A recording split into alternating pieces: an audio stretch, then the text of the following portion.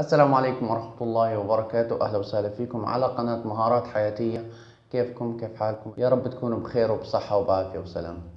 اليوم جيناكم بفيديو جديد، وهذا الفيديو يتحدث عن طريقة صيد الحمام من خلال نصب الفخ بطريقة سهلة وبسيطة. ولكن قبل أن نبدأ هذا الفيديو هذه دعوة لوضع علامة الإعجاب والاشتراك في القناة، وخلينا نشوف مع بعضنا. ونلاحظ هنا كيف بدأ بتجهيز هذا الفخ، والذي يتكون من صندوق لجمع الفاكهة إضافة إلى قطعة خشبية وحبل أو قطعة بلاستيكية بسيطة. يقوم بتثبيت الحبل الآن وربطه في القطعة الخشبية، ثم يقوم بتثبيته من الطرف الآخر في صندوق الفاكهة، وبعد ذلك يقوم بنصب هذه الخشبة ويعمل على توازنها مع القطعة الخشبية.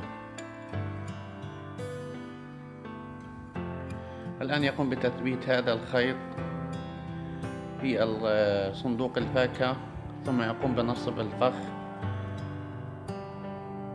والآن يتم التأكد من نجاعة هذا الفخ ويختبره. نعم، حساس لأي حركة.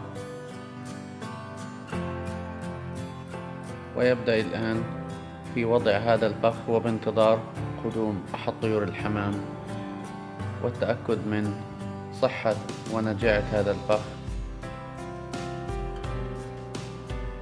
حيث يتم وضع بعض الحبوب مثل القمح والشعير لهذه الطائر أو لهذه الحمامة، وهي حبوب طعم لتعمل على استدراج هذا الطائر للوقوع في هذا الفخ.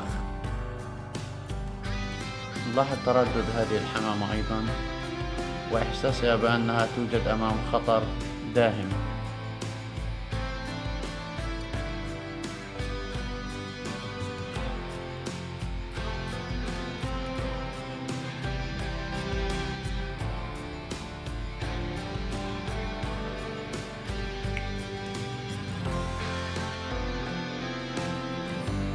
نعم، لقد وقعت الحمامة في الفخ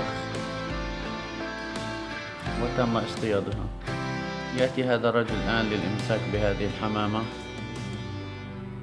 ونلاحظ بأنه سعيدا بسبب نجاح هذا الفخ الذي قام بصنعه، ويقوم الآن بمحاولة الإمساك بهذه الحمامة وهو حر التصرف بها.